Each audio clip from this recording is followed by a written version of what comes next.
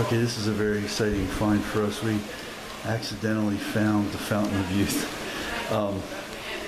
In 1513, De Leon discovered Florida, or was the first European to explore Florida, claim it for the Spanish, and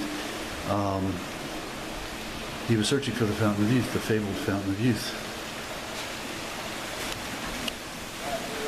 which he did not find at that time.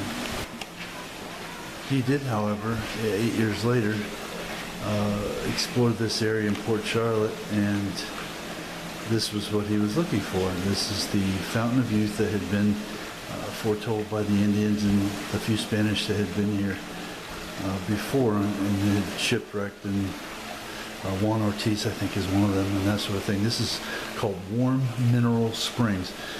In the 1950s, this was a privately owned spa and health destination. These waters are rumored to have healing powers. There's 51 or 52 different minerals in these waters. This is warm spring. These are the only warm springs in the state of Florida. It's very windy out here, so we're going to go out here and just kind of look around, but we're not going to be able to hear much, which might be good.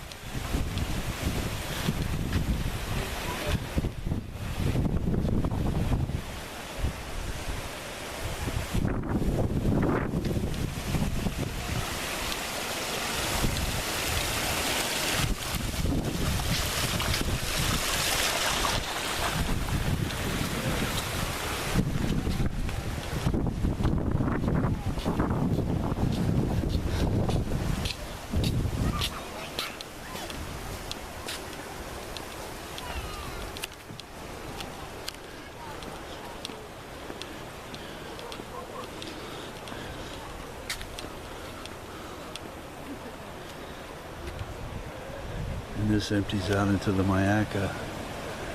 At one point, this water stays in the mid 80s all the time, temperature 80 degrees.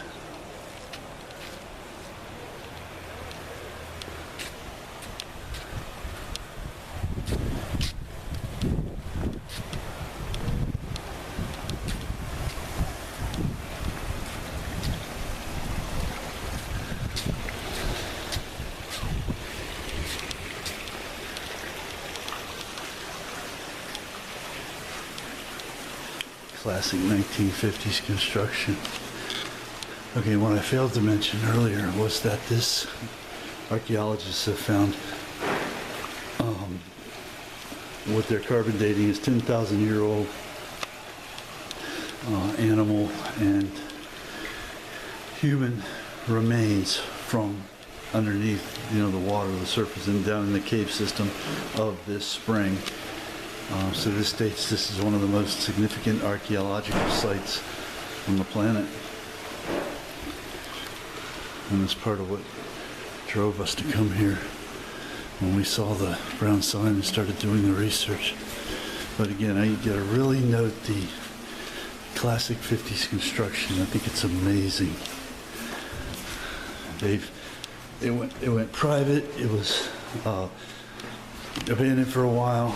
The county picked it up, and the city now has it some way or other, gotten it from the county. So the city of Northport, I believe it is, owns it. And this is just so cool. Eventually they'll put money into this.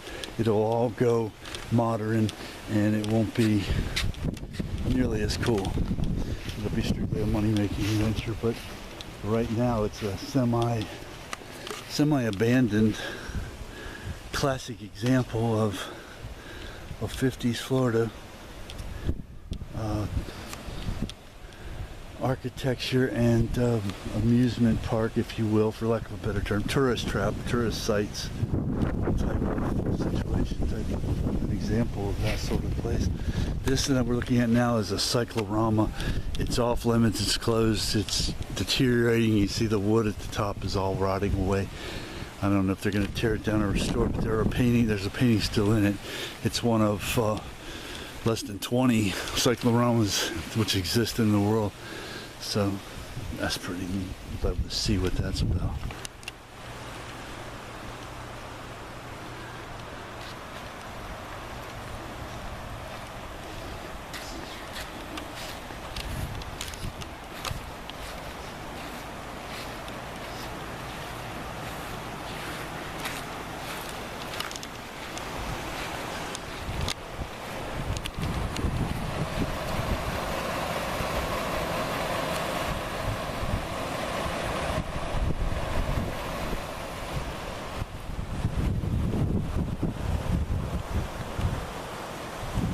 Better. Oops, jumping around too much.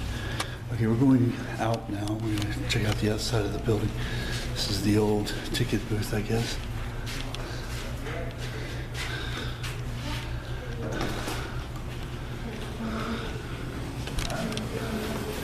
And some sort of modern gift shop area. Okay, so now we're on the outside.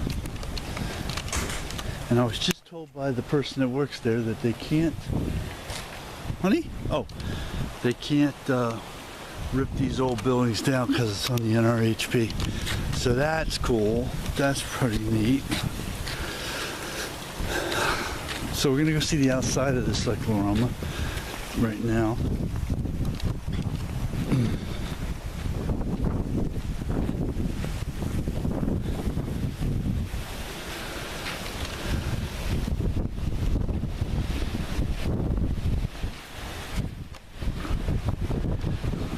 It's just pretty much the same as it was on the other side. Just gives you an idea of how big it is.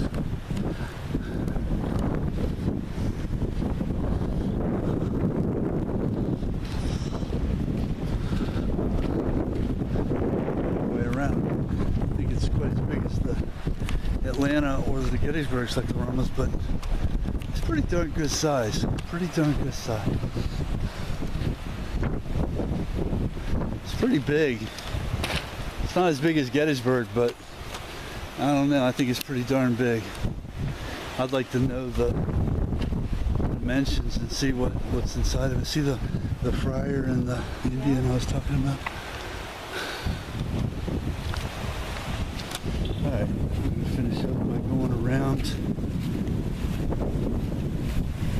to the front. There's a mosaic out here that I thought was pretty cool.